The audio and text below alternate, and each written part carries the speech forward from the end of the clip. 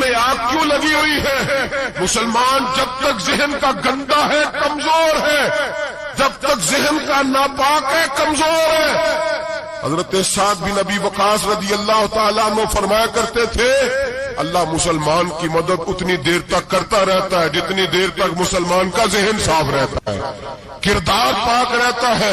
آگ اس لیے معاشرے میں لگی ہے، نوجوانوں تم کہتے ہو کامیابیاں نہیں ملتی، اسے کیسے کامیابی مل سکتی ہے جس کا ذہن ہی صاف نہیں؟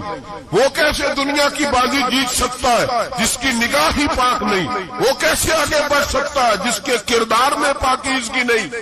اپنے آپ کو پاک کر لو، اللہ ہر مشکل میں تمہاری مدد فرمائے گا، ہر رستے میں تمہاری مدد فرمائے گا۔ اور میں نے کہا جب آدمی ناپاک ہوتا ہے تو رب کریم اس سے عبادت کی لذت چھین لیتا ہے، اور اللہ کی سب سے بڑی سزا جو ہے کہ کسی کو سجدہ نہ لمبا کرنا دے۔ رب کریم سب سے زیادہ اس سے ناراض ہے جس کو قرآن پاک کے کھولنے کی توفیق نہ ہو۔ سب سے زیادہ رب کریم اس شخص سے ناراض ہے جو اللہ کی بارگاہ میں جھکنے کی لذت چھوڑ جائے۔ میرے نبی پاک سید عالم علیہ السلام کے صحابہ لمبی عبادتیں کرتے تھے، لمبی۔ کسی نے کہا تھا روم کے بادشاہ تھے کہ یہ مسلمان فاتح کیوں ہو جاتے ہیں؟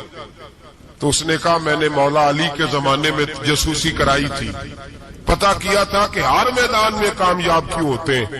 تو کہتے میں نے دیکھا یہ دن کے مجاہد ہوتے ہیں پر رات کے عابد ہوتے ہیں۔ اب آگے بڑھتے ہیں۔ قرآن مجید نے سورہ نور کی آیت نمبر 30 میں کہا کہ کل للمؤمنین یغضوا من ابصارہم، فرمایا کہ اے محبوب علیہ السلام مومن مردوں سے کہہ دو کہ اپنی نظریں جھکا کے رکھیں، اپنی نظریں۔ اور اگلی آیت میں فرمایا وَقُلْ لِلْمُؤْمِنَاتِ يَغْضُضْنَ مِنْ أَبْصَارِهِنَّ، فرمایا کہ اے محبوب مومن عورتوں سے بھی کہہ دو کہ اپنی نظریں جھکا۔ مرد بھی اپنی نظر جھکا کے رکھے گا عورت کی طرف، لیکن یہ ساری پابندی صرف مرد پر نہیں، عورت بھی غیر محرم کا چہرہ نہیں دیکھے گی، اس پر بھی اسی طرح نظر جھکانے کا حکم ہے جس طرح کے وہ ہر دکاندار کو بھائی جان کہہ کے گفتگو کرنے کی اس کو بھی اجازت نہیں ہے کہ وہ بھی وہ سمجھے کہ پابندی تو مرد نے کرنی تھی، میں نے تھوڑی کرنی تھی۔